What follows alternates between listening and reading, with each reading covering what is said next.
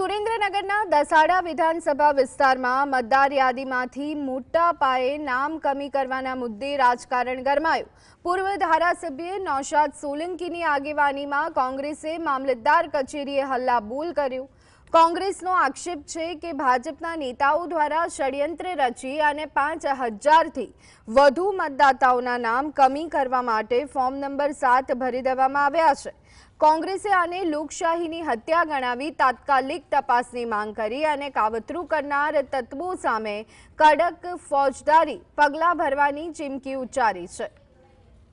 વિધાનસભામાં અનેક હજારોની સંખ્યામાં જે બોગસ ફોર્મ નંબર 7 આવ્યા છે એ બોગસ ફોર્મ નંબર 7ની અંદર અનેક પ્રકારે ભારતીય દંડ સંહિતા જે છે એની અંદર અનેક એની ગુનાઓ બની રહ્યા છે। ખાસ કરીને કલમ 161 હેઠળ 316 હેઠળ ગુનો બને છે, 334 ને 336 હેઠળ ગુનો બને છે, 337, 338, 341 હેઠળ ગુનો બને છે અને જે રિપ્રેઝન્ટેશન ઓફ પીપલ્સ એક્ટ 1950 હેઠળ કલમ 31 હેઠળ ગુનો બને છે। એટલે જે કોઈ લોકોએ આ ફોર્મ નંબર 7 ભરવાની અંદર ગુનાહિત ષડયંત્ર કર્યું છે એ તમામ ઉપર તાત્કાલિક અસરથી ફોજદારી કાર્યવાહી કરવામાં આવે એ પ્રકારની માંગણી સાથે આજે અમે લોકોએ એક આવેદનપત્ર આપ્યું છે।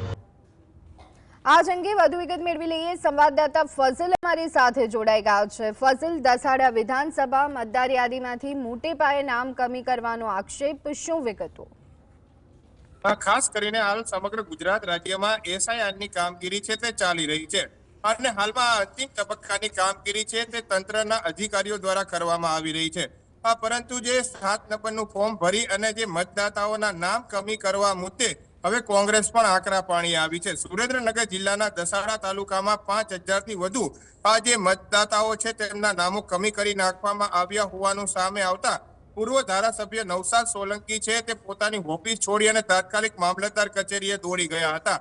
સમગ્ર મુદ્દે તપાસ કરવામાં આવે અને કોના દ્વારા કાવતરું રચવામાં આવ્યું છે તે દિશામાં પણ તપાસ કરવામાં આવે તે પ્રકારની માંગ કરવામાં આવી હતી। ખાસ કરીને સુરેન્દ્રનગર જિલ્લામાં 1.38 લાખ મતદાતાઓના નામો કમી કરવા અંગેની તજવીજ શરૂ કરી હોવાનો પણ કોંગ્રેસ પક્ષના નેતાઓ દ્વારા હાલમાં આક્ષેપ લગાવવામાં આવી રહ્યો છે।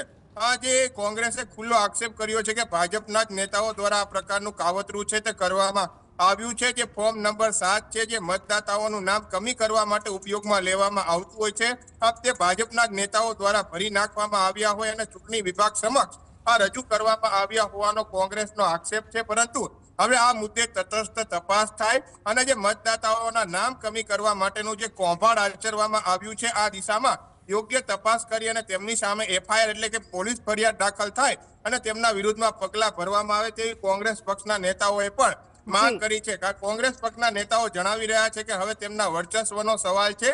ખાસ કરીને ઓબીસી સમાજના મતદાતાઓ છે, એસટી સમાજના મતદાતાઓ છે તેમના નામો કમી કરવામાં આવ્યા હોવાનો પણ આક્ષેપ લગાવવામાં આવ્યો છે। જી, આભાર ફઝલ સમગ્ર માહિતી